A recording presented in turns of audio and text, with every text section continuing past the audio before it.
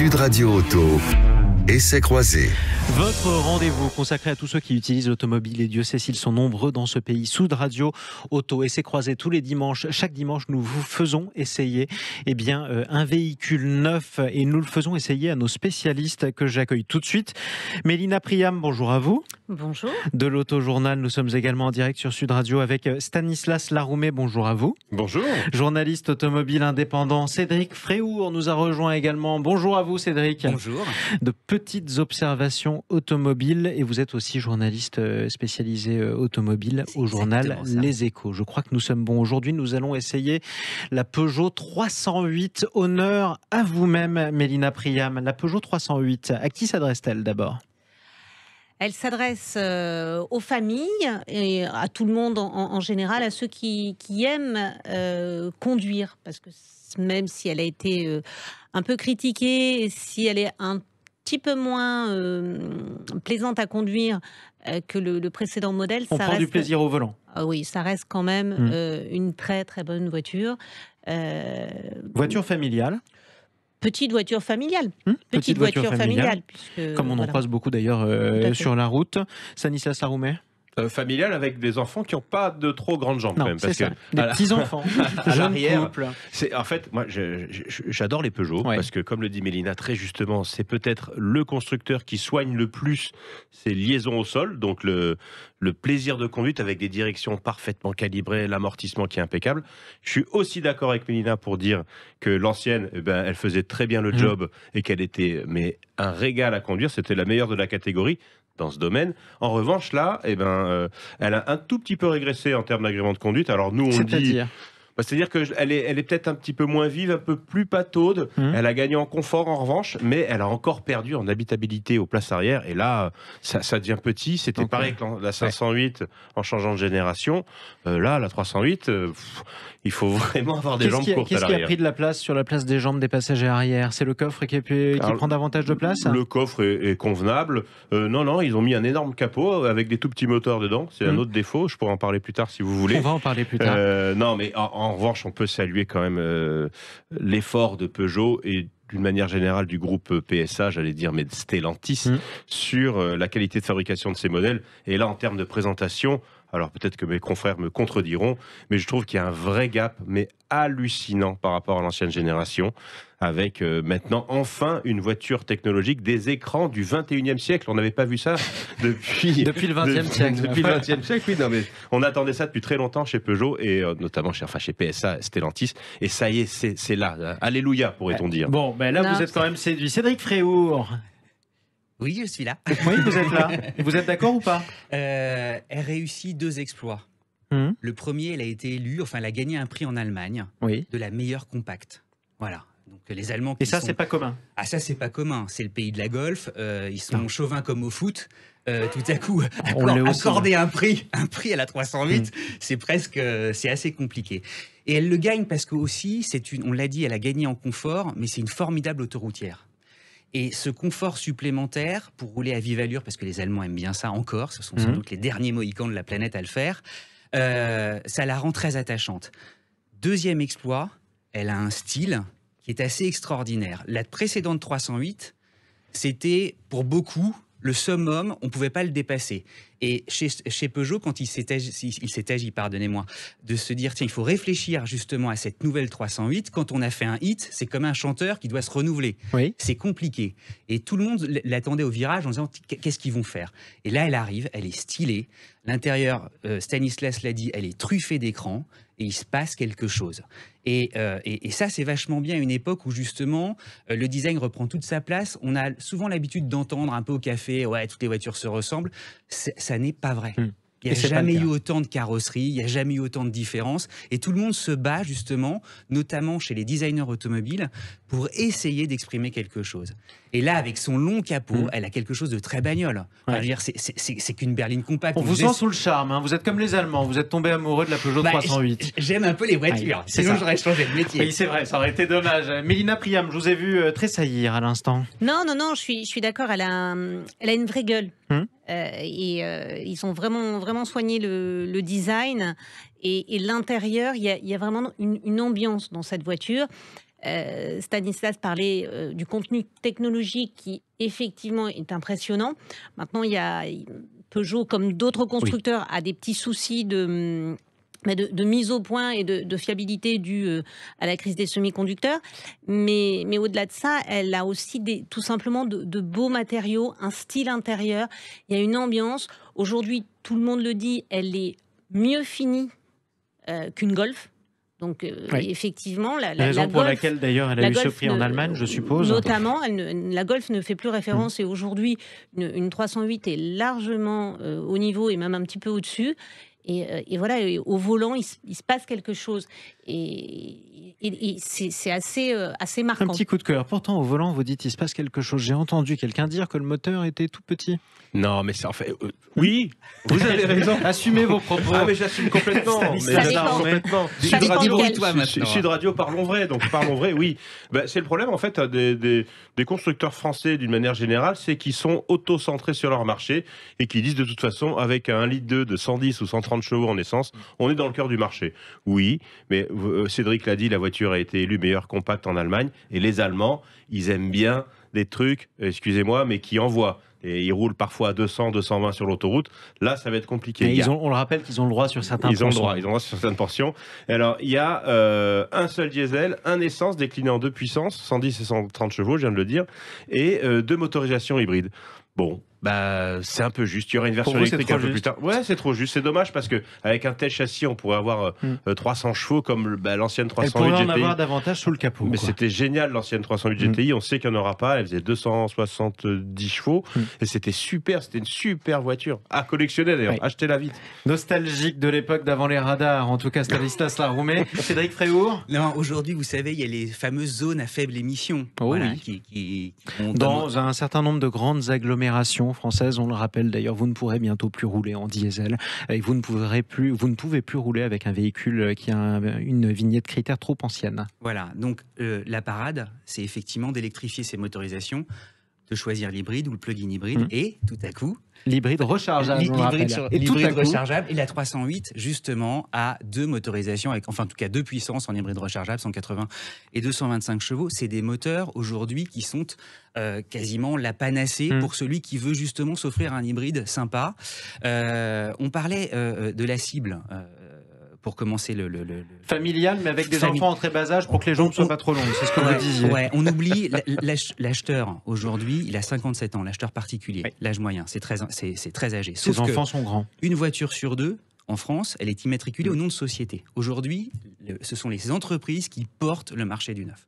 Et pour le marché des entreprises, d'avoir un plug-in avec un taux de CO2 très faible, l'électrification qui permet dans les ZFE d'être super, je suis hyper propre, je suis monsieur propre, mais c'est l'idéal. Donc c'est un positionnement très malin sur le marché. C'est super malin. Et puis je pense que même Peugeot est en train de réfléchir pour faire des prix en location longue durée qui vont être suffisamment agressifs pour dire aux Allemands, écoutez, on est chez nous, on garde un peu le gâteau pour nous. La voiture, elle est super bien dessinée. Même ceux qui roulaient en Golf et qui jusqu'à présent disaient c'est super, toi tu roules qu'en Peugeot, moi j'ai une Golf. Là ils se disent inversement, elle est lookée. Donc elle crée la tendance. Franchement, est-ce que vous lui promettez un meilleur... Est-ce que vous... Promettre, c'est difficile, mais est-ce que vous voyez un meilleur succès que la précédente génération de 308 ? En tout cas, elle est armée comme il faut pour faire face à un marché qui est particulier. On l'avait dit avec le Covid qui perturbe un peu tout le monde, avec évidemment le marché des semi-conducteurs qui aussi paralyse un peu la production. Je vois mal comment on aurait pu faire mieux. Voilà. En tout cas, ils s'en sont bien sortis. Mélina Priam ? Oui, c'est vrai que l'hybride rechargeable, c'est, je dirais, la motorisation tendance du moment.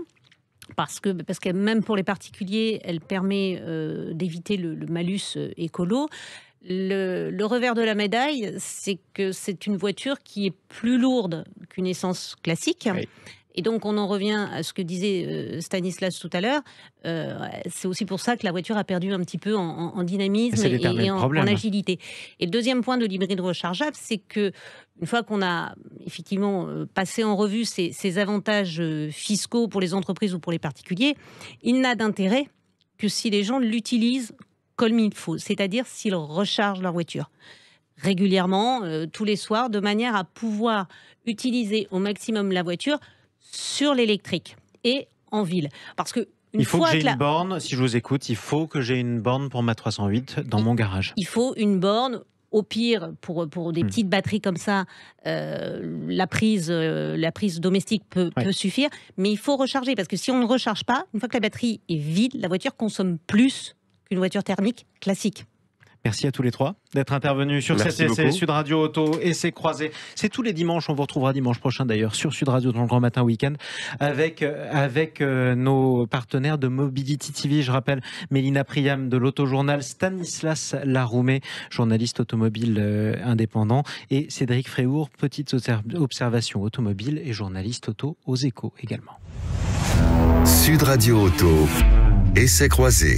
Votre rendez-vous automobile tous les dimanches désormais dans le Grand Matin Week-end sur Sud Radio. Essai croisé. Et si nous essayons ensemble le futur, un futur qui fait peur. Un hacker de 19 ans qui affirme avoir pris le contrôle de 25 Tesla dans le monde. C'est une information qui a été divulguée cette semaine. Faut-il avoir peur des piratages des voitures connectées? Pour en parler, un autre hacker, mais un hacker éthique cette fois-ci. Gaël Musquet, bonjour à vous.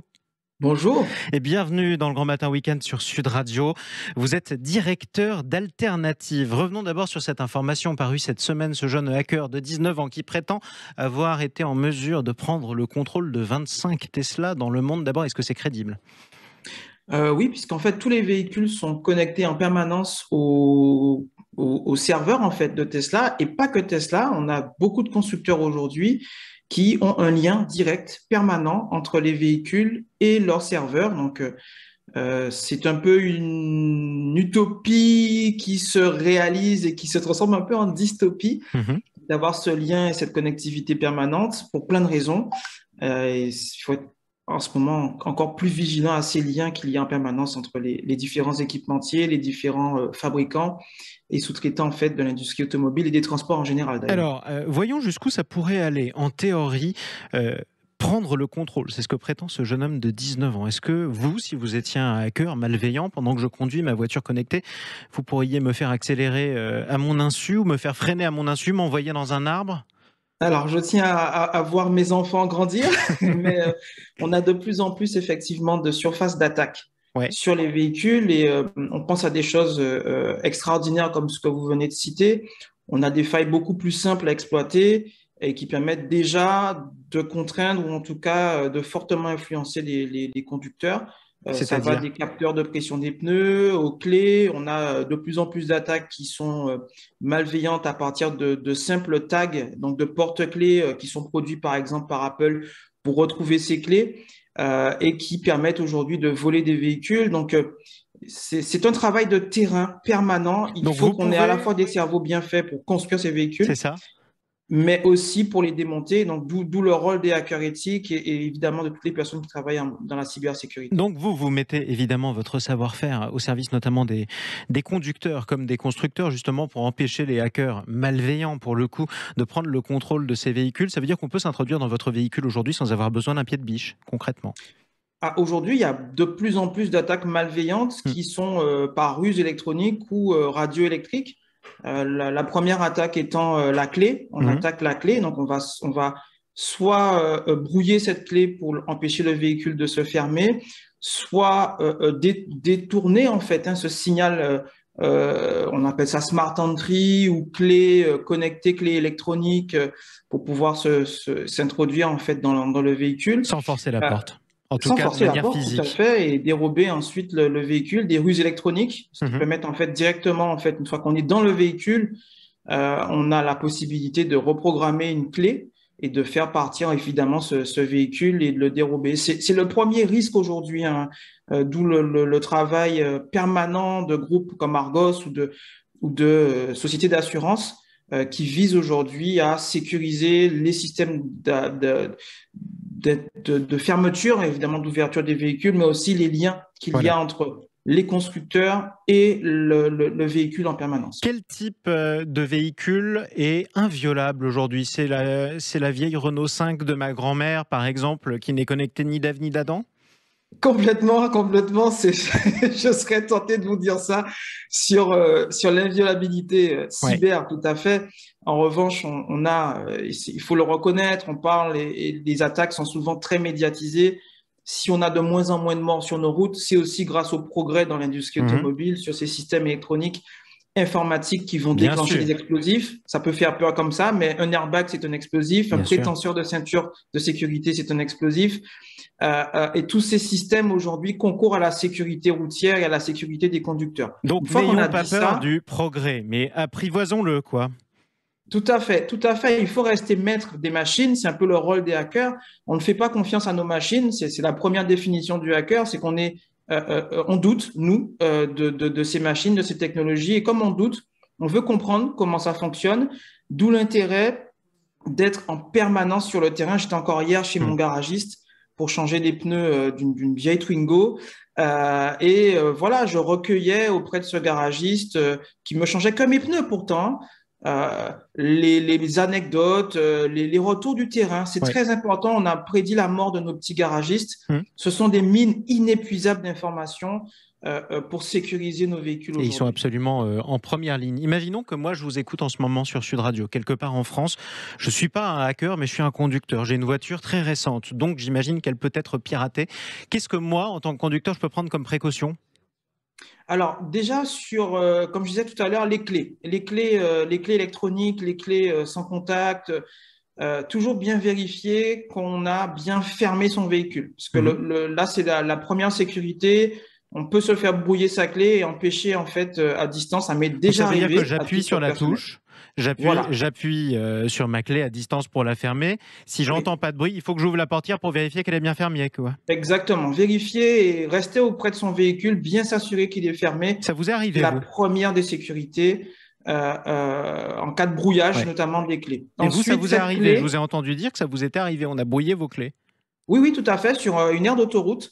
Il m'est arrivé sur une voiture très simple, un petit Nemo Citroën, une voiture très très banale, mais ma clé a été brouillée. La fréquence des clés, il y a deux fréquences, il y a 433 MHz et 866.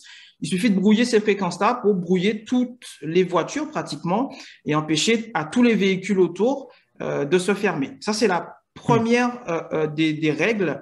La deuxième, c'est sur ces clés électroniques qui permettent parfois sans contact de fermer en fait, ou juste avec le toucher, de fermer en fait la voiture. On peut aussi prendre garde, bien mettre cette clé parfois dans des espèces de porte-clés blindées, comme les cartes bleues sans contact. Mettre cette clé dans une espèce de coque métallique pour empêcher qu'elle rayonne et que ce signal soit répété par des voleurs qui voudraient l'ouvrir encore plus à distance. Ça, c'est la deuxième sécurité. Et évidemment, autant que faire se peut, et s'équiper d'une alarme et utiliser parfois les applications du constructeur pour pouvoir suivre son véhicule ou détecter des intrusions. Et se tenir au courant, ne serait-ce qu'en allant chez son garagiste, demander quelques conseils, des anecdotes aussi. Ça peut toujours servir. Merci beaucoup, Gaël Musquet. Merci à vous. Hacker éthique, je le répète, et directeur d'Alternative.